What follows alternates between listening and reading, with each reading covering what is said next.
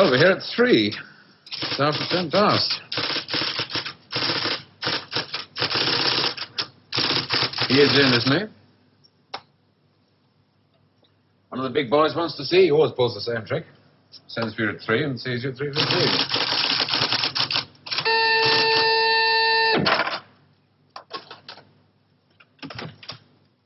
Mr. Larkin to see you, J.G.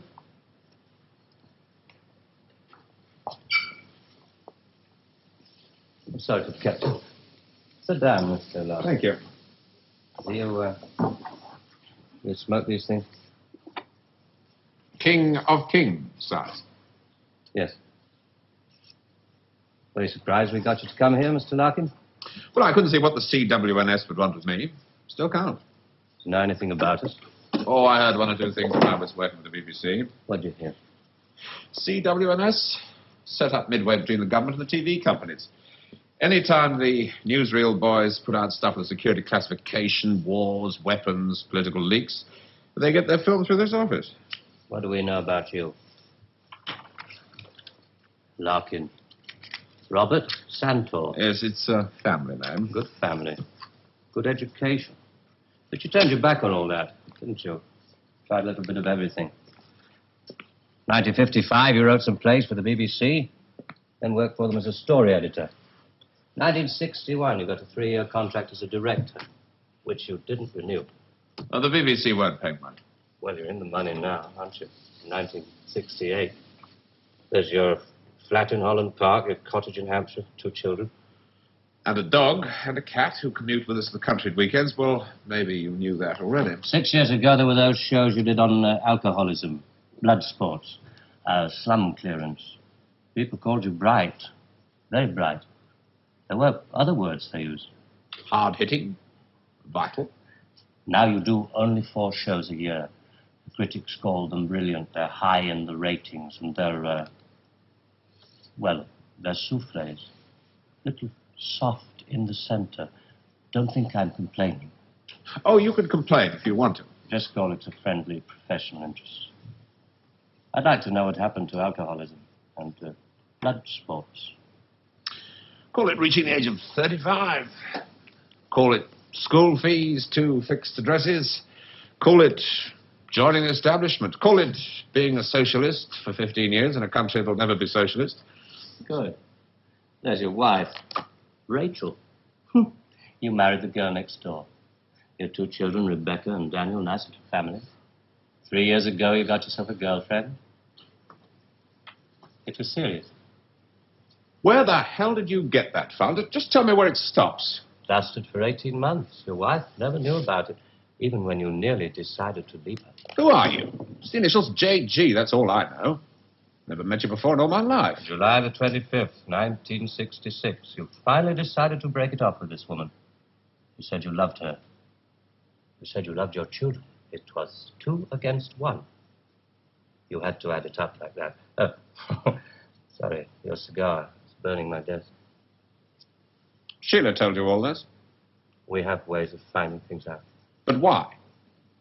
If it's blackmail, the thing won't hold water. It's all in the past. Well, there'd be pain, of course, for Rachel and the children. But you wouldn't get anything else out of it. No, it isn't blackmail. We've just been interested in you for a long time. Interested? You went back to your wife because you said it was 2 against 1. I call that very responsible. We're interested in very responsible people. In fact, we have a little index for them. We call it their power quotient, a ratio of responsibility as against aggression. Yours is very low, 0.2. That's very low, just what we need. Sit down, please. I'm sorry, the language must seem rather strange at first, but we take it very seriously. Just to show you how seriously, I'm going to tell you how we checked up on you. We call these things surgical transmitters. One was fitted inside you when you went into the Charing Cross Hospital 3 years ago. Appendix, wasn't it? Transmitter? Are you trying to tell me that you listen to every word I say? A machine does. untouched by human hand. There's a little gadget in these things that ties up with the pulse rate. Puts a bleep onto anything that you're excited about saying. British. Power quotient, surgical transmitters, high-speed tape. It's Doctor Who. I'm for the real world, Jack. Good afternoon. I should just have to give you an example. On July the 26th, 1966, you were talking to this girl, Sheila, about love. You said to her, I quote, "The kind of love I have for you, Sheila, well, it's bed love and it's more. It's staying in bed till 6 p.m. and saying I can't go to the office today.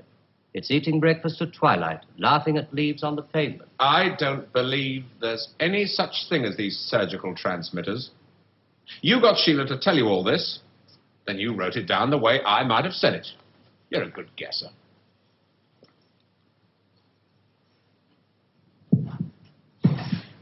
Can you hear your heart beating?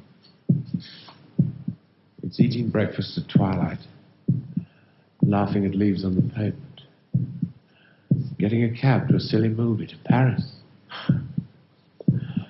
It's moving when you're tired of staying still. And I've done it all before when I could do it with no ties. Now to just be irresponsible. So there really is one of those things inside me.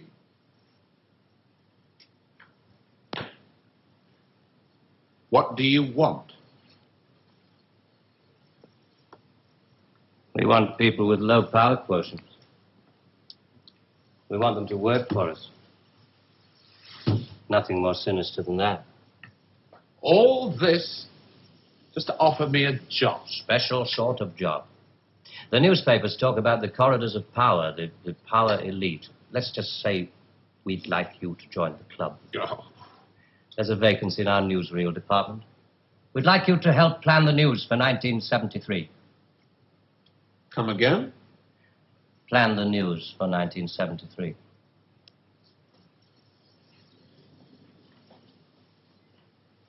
What are you doing? I just want to make sure the sunlight's real.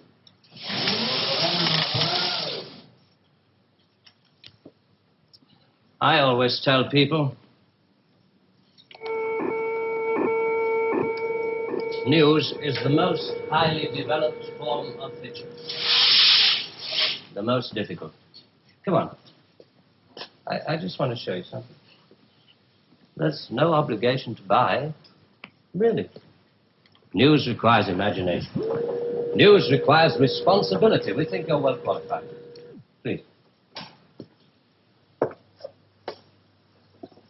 Double A security, sprinkler systems and other services do not operate beyond this point.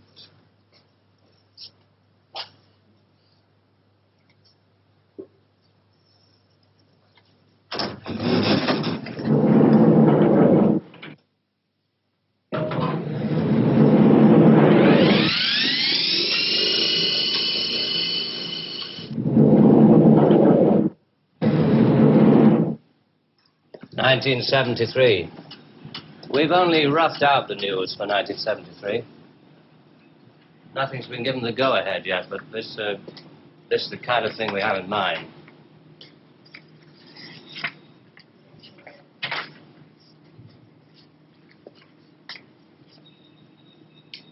Come.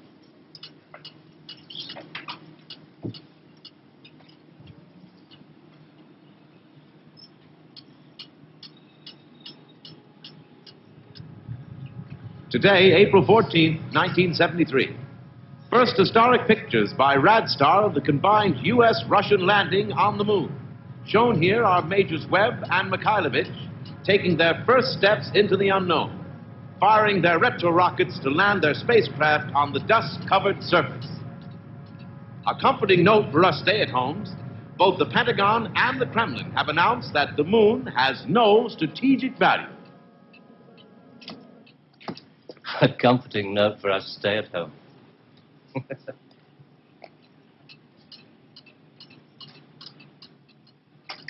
I can't show you any film on this next model. We haven't photographed it yet. But this is the way it will sound.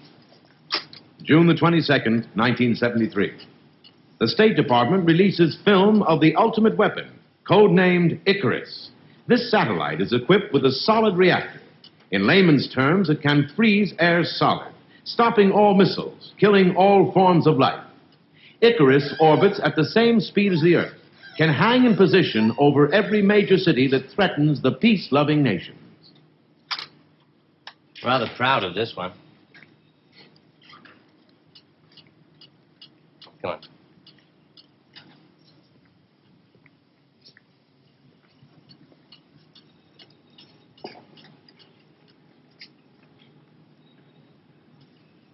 Please, sit down, Mr. Larkin.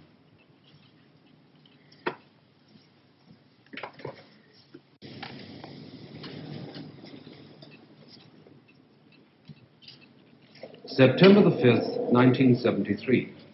The new phase in global warfare. War by example. At 4:32 our time, China took out the remote Indian border village of Bandar, unprotected by the Icarus network. After the first 2 5-megaton H-bombs had fallen, the 9-way hotline finally Switch it off. effect. But This is going to happen in 1973. You're going to make this happen. No. We're going to make models much cheaper. Then we photograph the models. Fake newsreels. That's fake newsreels. For the past 10 years, people have been looking at our fake newsreels and listening to our fake commentaries. And they accept it for the truth. And you can do it. Stop 100 people in the street. How many of them have actually seen a missile or a satellite? They're just told they exist and they believe it. Yeah, you're getting there. I knew you would. Well, now the moon rocket and the satellite, that you can get away with. That's too remote for people to grasp. It's too far away. But this... I mean, you invented this village on the Indo-Chinese border. Well, somebody could check up. Very mountainous territory up there. There'll be no survivors in 1973. No rescue work. Radiation scare. Yes. You can do it. This could be the news for 1973. Not necessarily exactly like this. We only plan in detail 1 year ahead. Oh, you only plan 1 year ahead. Hey, tell me, what is the news item that's bothered you the most in the past year, 1967? Oh, well, it has to be the new American intercontinental ballistic missile, the Boy Wonder, doesn't it? Just the one I asked him to set up for you. The new ICBM, codename Boy Wonder, with a much-talked-about Mercury warhead. I haven't any special effects up here, but perhaps with the proper sound. Blast off. And Robert Larkin, television director, high IQ, 35 years old, is scared. Scared by nothing. It doesn't work. It's a scientific impossibility. The same goes for the much-talked-about Mercury warhead. Perspex. Well, if this rocket doesn't work, then the others... They have a fireworks party at Cape Kennedy almost every other day. Well, you didn't really believe there were all these things whizzing about up there, did you? Sputniks and rockets. Astronauts crossing their legs for 8 days. How long has this been going on? Since Hiroshima. And the H-bomb, you mean, that doesn't work either? Right. Dirty. Very, very dirty. What was your first reaction? Relief. Oh, yes. Yes, it has to be relief.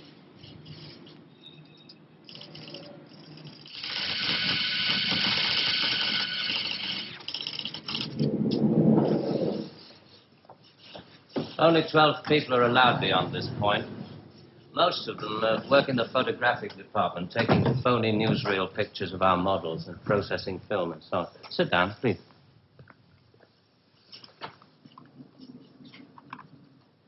Ah, pretty pictures from our stills department.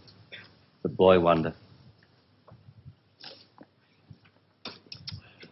Do you really think that missiles and satellites are mile out of country? No, not at all. I've only shown you the hard news. There are other things, much softer things we thought might interest you. Well? 1973, we thought it might be time for an anti-teenage movement. A long-awaited return to maturity. Sheriff. Perhaps even a religious revival. Oh, I see. You want me to arrange the grand opening of Ruislip Cathedral. 1st of October, 1973. Mark the date down in my 10-year diary.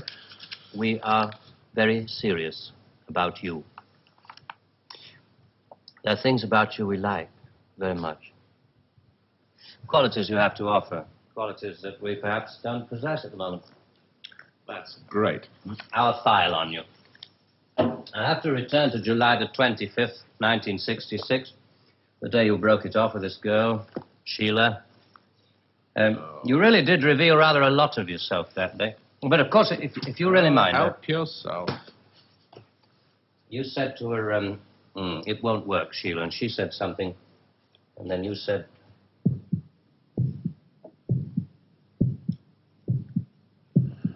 You remember I went away with Rachel and the kids to the seaside? It was midweek, and this huge stretch of sand was empty. Just a circle of footprints around 3 sandcastles and tracks out to sea. The whole damn day of my family marked out in front of me. The sun was going down. Rachel kept calling the kids to get dressed. She picked up buckets and spades, corny, bloody things like that. I was up at the car. I looked at those footprints, and I knew those people were slipping away. There were things I could tell them. We rather like that bit about footprints. You see, in this job, some of us have got rather a long way away from the idea of footprints in the sand. Those footprints were made by my children. Now, you want me to scare the hell out of them with every bomb from A to H inclusive. Well, why? I mean, when did it all start? 1945. You may remember the Americans let off their 2 atomic bombs. Well, they didn't want other people doing the same thing. I mean, you do see that, don't you? Oh, I don't know. Well, to scare the people off, the Americans put it up that the atomic bomb was halfway along the line to something much bigger, the hydrogen bomb. It didn't work. They spent 5 years in negative research. Well, what about the Russians?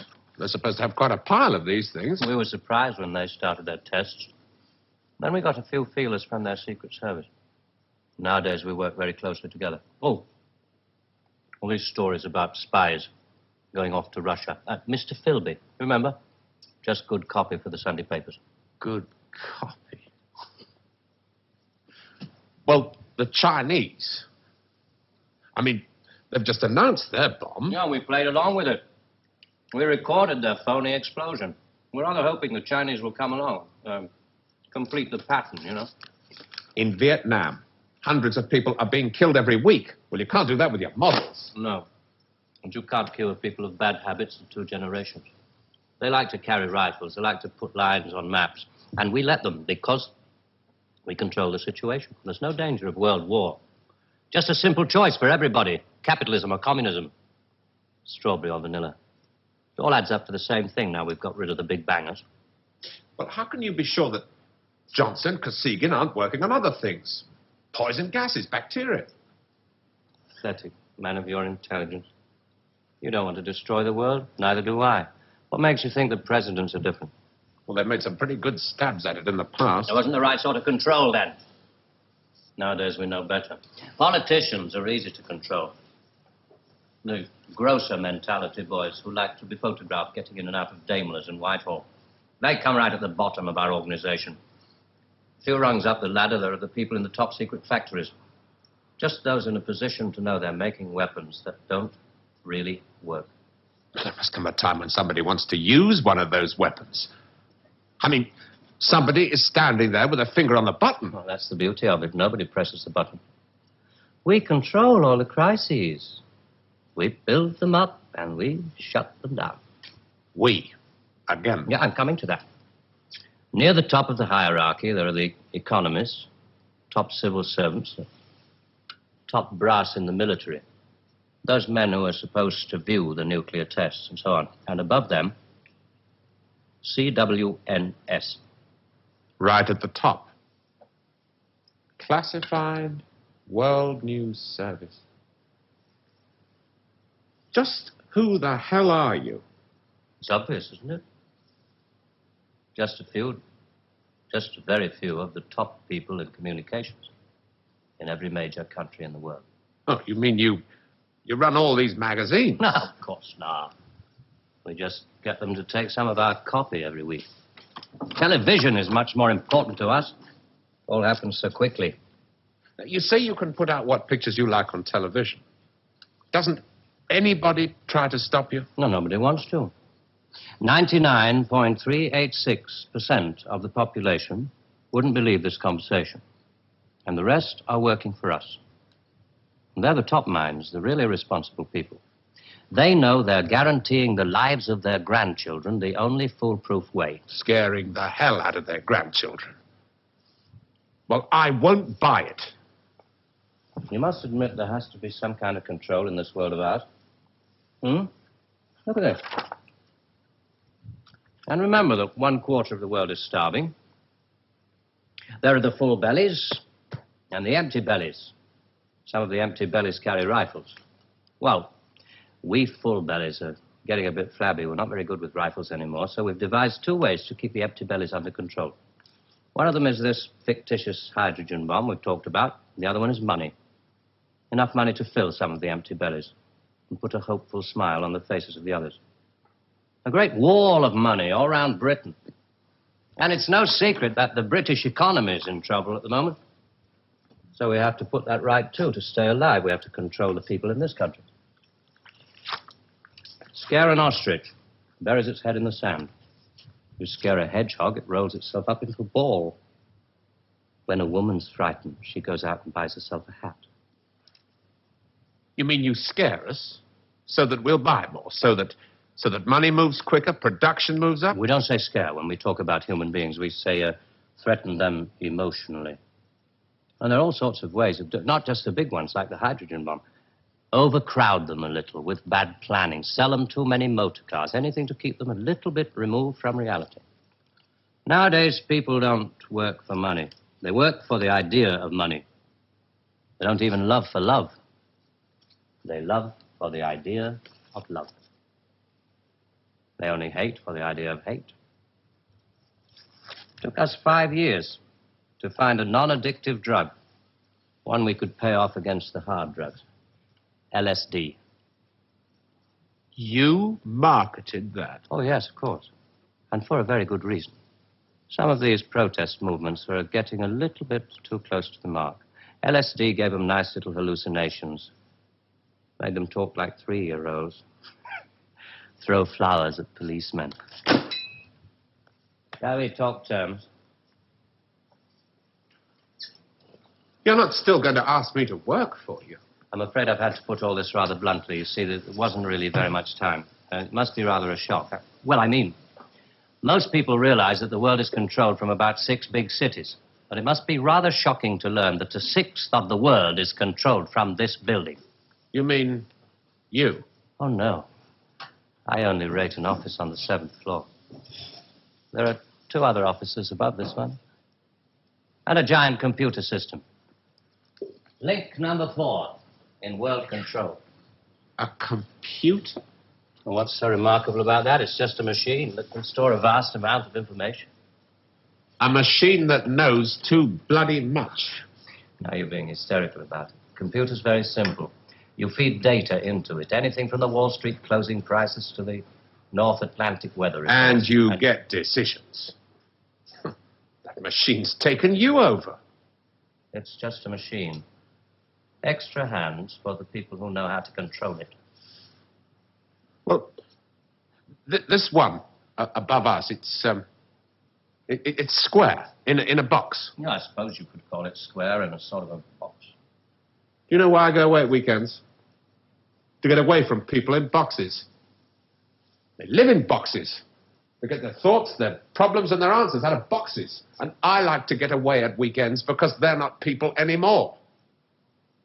Now, you know all about me, my cottage in Hampshire. But did you know that there's a line of trees that goes right up past the house, and the noise they make is like the sea? Did you know that I find it difficult to sleep in the country? And I like to go and stand in the garden before dawn. And I feel good because I know that my wife and my children are asleep inside. And I like to go out and walk past the wet hedgerows until I can see pasture land and the smoke from the cottages in the This village. may be all very well for one of your grassroots programs, but I'm afraid time is running out. I ought to tell you, we pay a great deal of money. We can afford to. We save such a lot on things like the national defense budget, so on. We would start you off at £250,000 a year. Oh. Rising to £1 million when you make the Ministry of Morality, which I know you will. Will you let me out of here?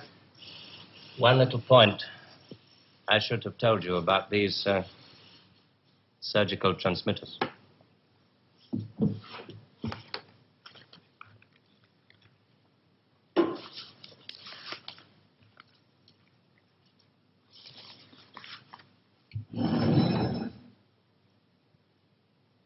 There's enough of this stuff inside you at this moment to kill 6 people. There's a button we can press. I'm sorry about the dramatic. Our boys call these things the oral contraceptive. Keeps them from talking too much.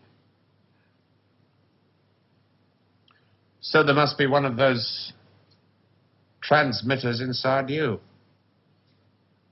Who presses the button? Extra hands.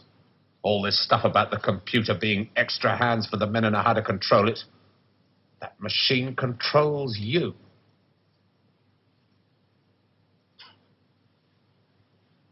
You start on Monday.